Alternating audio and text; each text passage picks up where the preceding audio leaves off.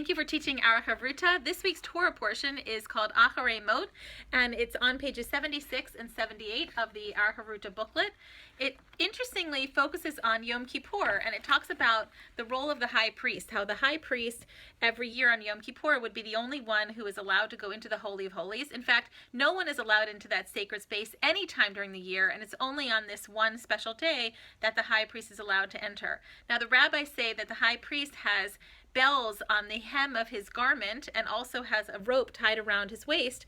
Why? Because should he die in the Holy of Holies, how would one even know, and how would one get him out? So the bells are to know if he crashes and falls inside that sacred space, and the rope would be to pull his body out if that should happen. So that's a very protected, separate space. In fact, the word kadosh in Hebrew means separateness. It's holiness, but things that are holy are kept separate. Like the Torah is a holy book, so it has its special place in the ark. So you might talk about what other things are considered holy for children and what's the connection between holiness and separateness. The Torah portion also talks about an interesting ritual with Yom Kippur, that it used to be when the temple existed in Jerusalem, that they would cast lots on two goats, and one goat would be sacrificed, and one goat would be sent off into the wilderness bearing all of the sins of the people of Israel. And that's actually where we get the term scapegoat. So the sins are put on the goat, and that goat is let loose into the wilderness, presumably to die. And it's an interesting thing. We could talk about scapegoats today, who are used as scapegoats, what exactly is a scapegoat.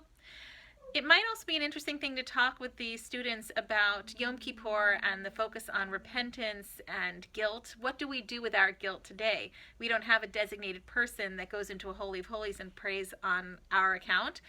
We have to take care of it ourselves. We know the famous saying that Yom Kippur atones for sins between God and between man and God, but it doesn't atone for sins between man and man. So if you've hurt your fellow, you need to actually go to that person and make amends. So you might talk about how hard it is to say sorry. Why is it that we see apologizing as a weakness, when in fact, when somebody actually owns up to what they've done, it's often seen, it's experienced as strength. And when you say sorry, it often ends a kind of poisonous relationship. It ends up something awful that's happening inside of you. It takes the pressure off. It ends the stress. Everybody can move on. The poison is released, and people can start to heal. But people are so stubborn about saying sorry, they'd almost rather be in a feud for years and years than just say, I made a mistake. You might also talk about what are bad apologies. So is it a real apology if somebody says, I'm sorry that you felt hurt by what I did, as opposed to, I'm sorry for what I did, or I'm sorry that you misunderstood my intentions? You know, what are examples of bad apologies? The other part of the collection here under the Midah section is on simplicity. And simplicity is a really interesting thing to talk about. I encourage you to read that section.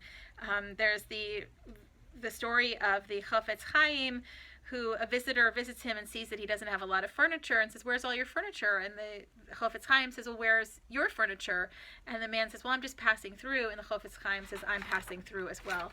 So the role of material in our lives, especially in this world where we are encouraged to keep buying more and more and more. In fact, some of these little phrases I love, like one who has 100 wants 200.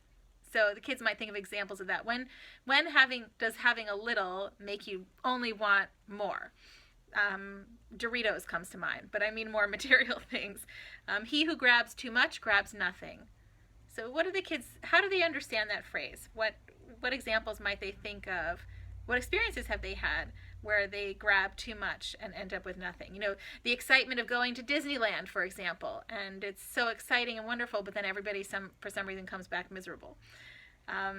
Simplicity brings you freedom from bondage to possessions, freedom from insatiable desires, freedom from dwelling on the past, and from making demands on the future. So how is it that having more actually makes us less free? There's also a section here that talks about the difference between a need and a desire. And in today's world, it's very hard to distinguish which is a need, what is a need, and what is a desire. And Rabbi Shlomo Ibn Gabirol says, seek what you need and give up what you do not need, for in giving up what you do not need, you learn what you really need. So how do we how do we figure out what it is we need? You can talk about diet. How much do we actually need to feel healthy and for our minds to be sharp and to be physically energetic, as opposed to just desiring. We're presented with so much food around us all the time. There's a bowl of chocolates on my secretary's desk every day. I pass by it 100 times a day. Do I need it? And then beyond that, birthdays, do we need a lot of presents? Is it enough to have friends come together? Is it enough to just be grateful that we've lived another year? The difference between need and desire is a really interesting thing to talk about. Finally, under mitzvot, the idea of fasting on Yom Kippur, I included verses from the book of Isaiah, a very famous section which ends with God saying, this is the fast I desire, that God doesn't care about us fasting just for the sake of fasting. What God cares about is us unlocking the fetters of wickedness, untying the yokes of the oppressed, sharing our bread with the hungry. It's not enough to just be spiritual in ourselves. We have to actually reach out to those around us and make the world better. So those are some thoughts, and thank you again for teaching, and I look forward to hearing about your conversations.